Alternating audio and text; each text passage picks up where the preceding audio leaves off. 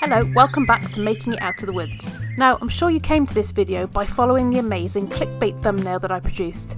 I'm not calling it clickbait, I'm calling it lickbait, and you'll see why. Enjoy the project. So, if you want to make this project, you'll need some doughnut wood. Fortunately, I've always got doughnut wood in stock.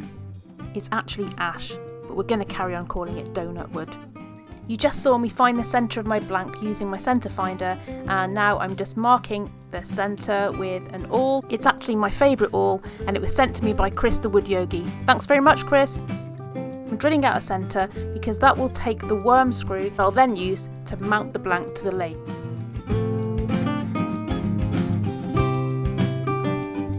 The clamp on my drill press is really handy, but every time I use it I can't help but be reminded of the Sphinx. Is it me or is it really Sphinx-like? Let's ask Foxy. What do you think, Foxy? It's definitely Sphinx-like.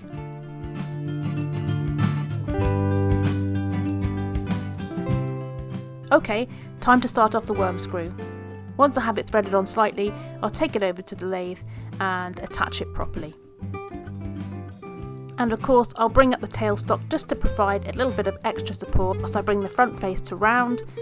It just gives you a little bit more confidence that the blank is supported and won't fly off the lathe. That's always good. I begin by removing material, and in the back of my mind I'm thinking doughnuts. To be honest, I'm usually thinking donuts or cheese. But for the purposes of this project, I need to stick with doughnuts.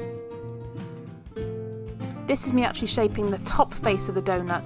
This is the face I'll drill the tea light holder hole into. Even my watch emoji is happy that we're making donuts. At this point I was happy with the finish, so it's time to go over to the Jacob's chuck, pop in the Forstner bit drill and drill out the hole for the tea light.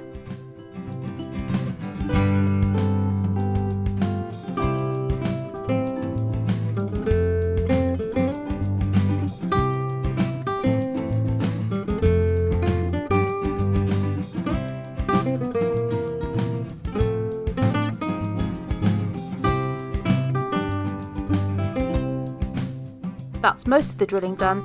I offer up the tea light just to make sure that it's a nice fit and that I drilled the hole deep enough.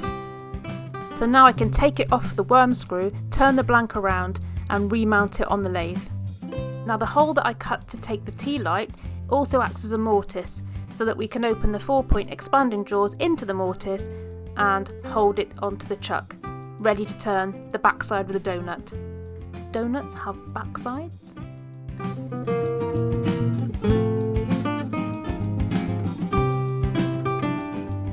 That's nicely secured on my chuck now, so I bring up the tailstock once more to provide the extra support and begin shaping the bottom of the donut.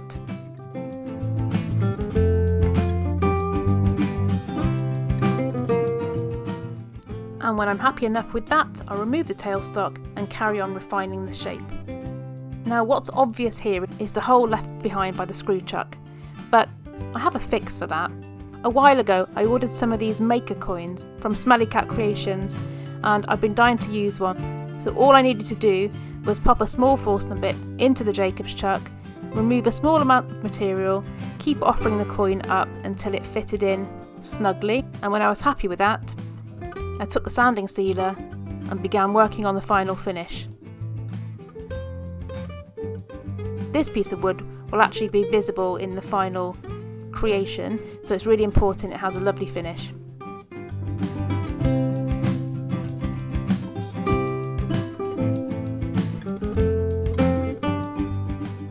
After applying the sand sealer, I usually take the workpiece back down to 400 grit, sometimes up to 600 grit, and then I apply the Yorkshire grit, always finishing off with the Yorkshire grit microfine. Looking lovely, all doughnutty. Beautiful finish on it. I was really happy with that. And a few weeks ago Starbond sent me some of their premium super glues, and I thought this was a great opportunity to test one out. I used a medium super glue, popped it on the back of my maker coin, and used some of their accelerator, which is really good stuff. Just to fix my maker coin safely onto the bottom of the donut. There you go. Right, time to remove it from the lathe. That's all the turning done. Happy with the bottom. Let's get on with the next part of the project. So all donuts need sprinkles, right? I made my sprinkles by chopping up some cocktail sticks, but before I chopped up the cocktail sticks I needed to paint them, and I was really fussy about getting authentic colours for my sprinkles. I got my acrylics out and messed about until I had the colours that I thought really matched the sprinkles that you see on most donuts.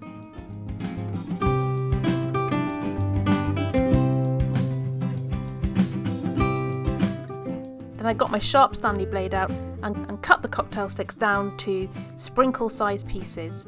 Sprinkle size at least in proportion with the donut that I've just made. So that's the sprinkles painted, but I was being really fussy and picked up each one with tweezers and made sure the ends were covered in paint as well.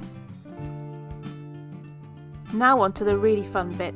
This is high build artwork resin. It's designed for making geodes and blobby artwork, but I thought it would make amazing chocolate for the top of my wooden donut.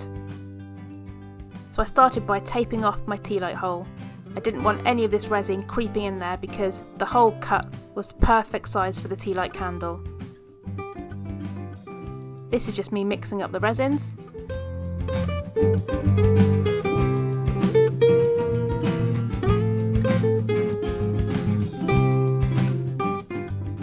And then I add in a tiny amount of chocolate coloured mica powder.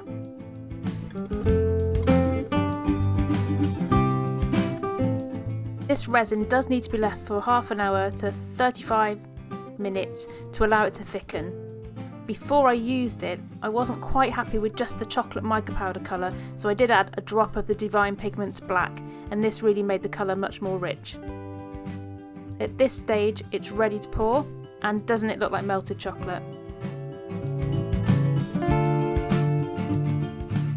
I'm not just slapping this resin on, there was some artistry involved. You need to encourage the resin to flow to the areas where you want it to, and I was trying to make a chocolate overspill effect. When I was happy, I took the blowtorch and very lightly ran it across the top of the resin just to remove any surface bubbles. And now it's time to add the sprinkles. This took some time, one by one, very gently placing the sprinkles artistically where I thought they needed to go. And while you watch me place the sprinkles, I can tell you there's still time to enter the Maker Tea Light Challenge 2021. Just upload a video between now and the 30th of September and I'll add it to the playlist when I publish that on the 1st of October.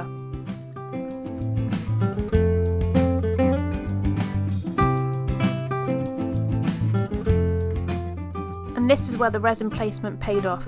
I got my little drips and they look just like little feet at the bottom of the donut. When I poured the resin, I had it in mind that it would make it much easier to get it from the board if I taped the board first. And that's it. I'm really happy with my own entry into the Tea Light Challenge. I hope that you've had fun making yours. I had fun making this, and I can't wait to see the rest of the entries. I've got to go now. I've got some very important stuff to do. Thanks for watching, as always, and stay foxy.